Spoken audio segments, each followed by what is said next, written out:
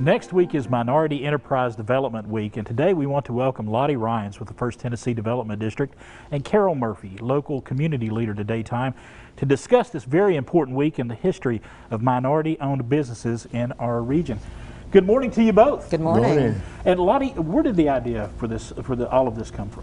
Well, in terms of the history, for Johnson City Sesquicentennial, we had a group of community leaders like Mr. Murphy come together to talk about the businesses that used to be in Johnson City. We were overwhelmed by the variety and number, and as we think about current businesses that will be spotlighted next week, it's important to remember Johnson City's history. So just a great conversation about what we used to have.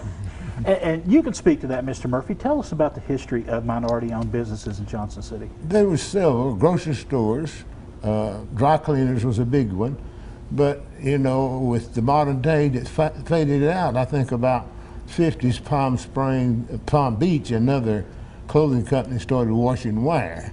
So in the process, the smaller laundries and dry cleaners faded away, even the large ones, because there's not much use for them now.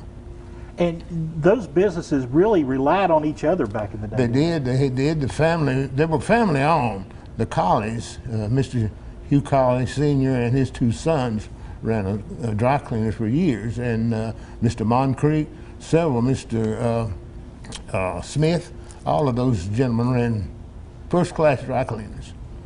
And the president has designated next week as Minority Enterprise Development Week in this country, and it is very important that we remember and we look forward as well. Yes, absolutely. So again, you'll hear about some current businesses, but we also have businesses that are 3 and 4 generation in our area, like Burchett Mortuary.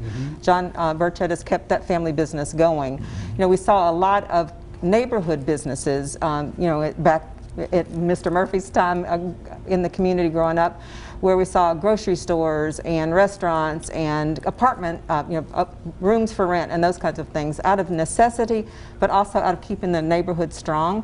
But as we go forward, we need to make sure we are helping people invest in the community again. And for people who have budding ideas, that we put supports in place so that people know how to start and be successful in businesses. And we've seen a lot of new entrepreneurs, and it's exciting to see that growth again. Are you excited, Mr. Murphy, to see where things are going? Very excited. She mentioned about the funeral business, the Burchett. I happen to work for the second Burchett. This is the 4th generation of Burchetts, from the grandfather to Mr. Burchett, who is operating it now. At one time, there was 3 funeral homes in Johnson City. Burchett is the only one that's still around. And you know, I talked to you about you being a community leader. You've been involved with businesses and churches for a number of years. A number of years. I guess years ago, they had a committee put in by the Chamber of Commerce that we related the Progress Group. We relate to the Chamber of Commerce. They had a committee. We had annual meetings in Gatlinburg, and I've served on perhaps 12 board of directors in Johnson City due to the fact that during the 50s and 40s they had to have a minority to make their boards go, and so I was chosen. Not that I was that intelligent. I think it's just that they needed someone. When you look back on the history and where we're going as a community going forward, what are some of the things you want folks to remember about our past?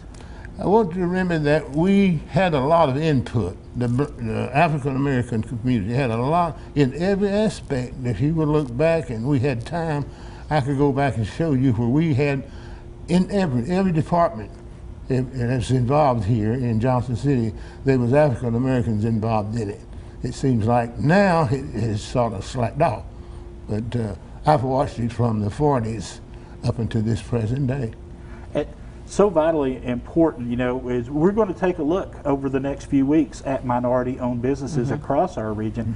It's important to do that, isn't it, Lottie? Absolutely, because we need to make sure that we're supporting all of our businesses, rich cultural experiences we can offer to both residents and visitors alike. While we today are specifically talking about African American owned businesses, you know, we have many minority groups and women owned businesses, etc.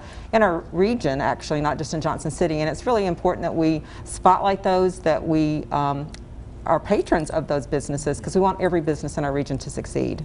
And You were telling me you're 86 years young. This is important to you personally, isn't it? It is. It means so much to me to see the city progress in this way, you know, and to watch the change. I watched John X Parkway be put in, and University Parkway. Without those, traffic could not be handled in this city now. All right.